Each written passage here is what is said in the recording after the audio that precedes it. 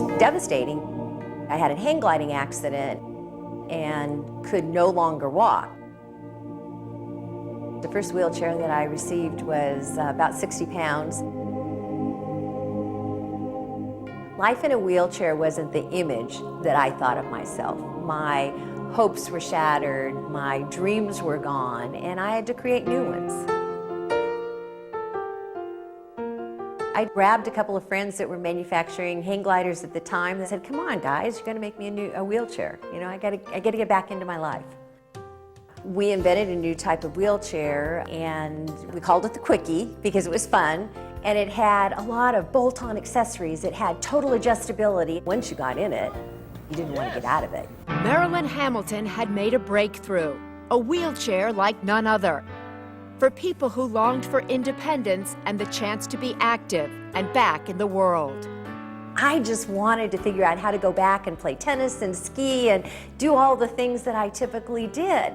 It wasn't acceptable for her to say, I can't do it anymore. She figured out another way to do it, and then made it possible for everybody else in the country and chairs to do it. While her wheelchair business grew, Marilyn became a voice for the disabled and reached out to thousands with hope and inspiration.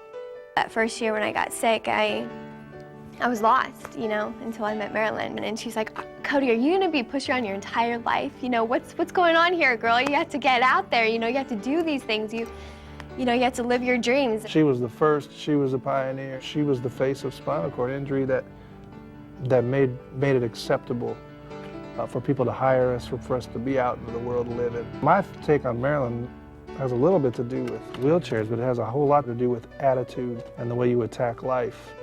Marilyn travels the country encouraging people to demand the best from life. She created a nationwide scouting program for kids called Winners on Wheels. Yeah, all right. She's convinced top designers to create one-of-a-kind wheelchairs for a big New York fashion show. Marilyn Hamilton is the dynamic face of disabled people everywhere. And I think that's the one thing that Marilyn really understands is you know, when something happens to you, you know, you look for answers, you look for solutions, and she's right there on it.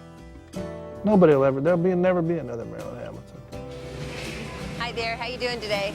Today, Marilyn is concentrating much of her efforts on high-tech power chairs, from which a person can control the TV, windows, air conditioning, and more.